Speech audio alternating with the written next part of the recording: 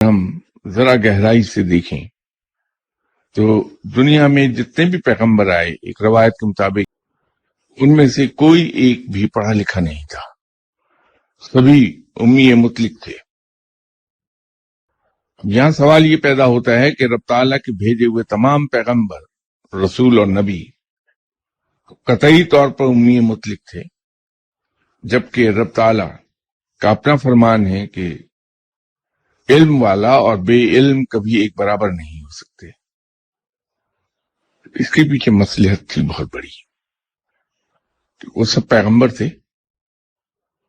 اور انہیں اپنی اپنی امت کو، جس امت میں وہ اتارے گئے تھے، جس قوم میں اتارے گئے تھے، اپنی امت کو لیڈ کرنا تھا، اور جاتے ہوئے اپنی امت کے درمیان اپنی لائی ہوئی کتاب اور اپنی حیات نمونے کے طور پر چھوڑ جانا تھی۔ اگر کوئی پیغمبر کسی دنیاوی مدرسے میں کسی انسان سے تعلیم حاصل کرتا تو انسان چونکہ خود ناقص ہے، اس کا علم بھی ناقص ہے، اس میں خامیاں ہیں، اس کے نظام میں بھی خامیاں ہیں۔ تو جب پیغمبر ایسے انسان سے تعلیم پاتا تو ان کی زندگی میں وہ خامیاں اور کوتاہیاں ہوتی ہیں، جو کہ بعد میں ان کے چلے جانے کے بعد ان کی امت کے لیے ایک مثال بن جاتی کہ صاحب ہمارے تو نبی نے بھی یہ غلط کام کیا تھا، تو یہ تو درست ہے، اس کو کرنا چاہیے۔ تو تمام انبیاء کرام کو اللہ تعالی نے امی مطلق رکھا اور ان کو خود تعلیم دی، اس کا دیا ہوا سبق، اس کی دی ہوئی تعلیم بھی فلالیس۔ یاد رکھیے کہ کوئی نبی، کوئی پیغمبر یا کوئی رسول کوئی بات نہیں کہتا توقع کہ اس کو اوپر سے حکم نہ آ جائے۔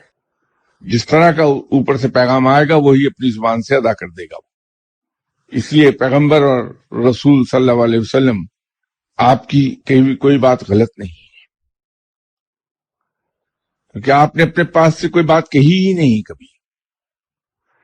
اسی طرح جتنے بھی پیغمبر، رسول اور نبی آئے، عجیب اتفاق یہ ہے کہ یا تو وہ پیدا ہونے سے پہلے ہی یتیم ہو گئے یا پیدائش کے فوراً بعد یتیم ہو گئے، اور جو ہی ہوش سنبھالا والدہ کے سائے سے بھی محروم کر دیے گئے۔ تمام انبیاء کا نام دیکھیے، اور انتہائی اسرت اور غربت کی زندگی گزاری ہے تمام انبیاء کرام نے، اور جو یتیم نہیں ہوئے ان کو فورسڈ یتیمی میں سے گزار دیا، جیسے حضرت یوسف علیہ السلام،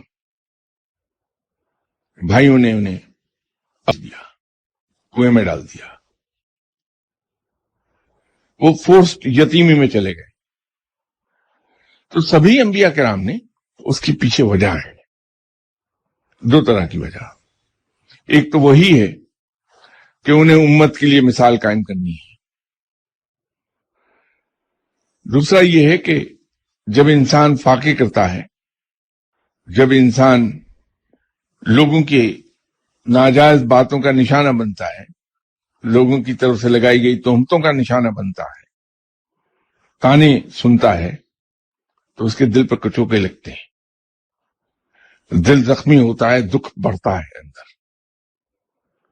چونکہ ہے یتیم، کوئی سہارا دینے والا نہیں ہے سوائے رب کے۔ تو جب کچوکے لگتے ہیں دل پر اور دکھ سوا ہو جاتا ہے تو انسان رب کی طرف رجوع کرتا ہے، اس کے حضور گڑ گڑانے لگتا ہے۔ تو جب اس درد کے ساتھ رب کی طرف رجوع کرے گا تو اس میں اخلاص ہوگا، اور وہی اخلاص رب کے بہت قریب لے جائے گا انسان کو۔ اسی لیے کہتے ہیں کہ دل میں جتنا گداز ہوگا اتنا ہی زیادہ اس دل پر علم اترے گا۔ زمین جتنی گہری پھاڑی جائے گی اس کے اندر بویا ہوا بیج اتنی ہی اچھی فصل دے گا۔ تو انسان کا دل بھی زمین کی طرح ہے کہ جتنا گہرا پھٹے گا، یہ جتنے کچوکے لگیں گے، جتنا زخمی ہوگا، جتنا درد کا عالم پیدا ہوگا انسان کے اندر، تو امیر آدمی پر تو یہ کیفیت نہیں گزرتی. یہ تو صرف وہی ہے جو غریب ہے، بے سہارا ہے، لاچار ہے، مسکین ہے، وہی لوگوں کے تانوں کا نشانہ بنتا ہے. تو انبیاء اکرام کا علم تو بہت اعلیٰ و عرفہ ہے، سب سے زیادہ ہوتا ہے.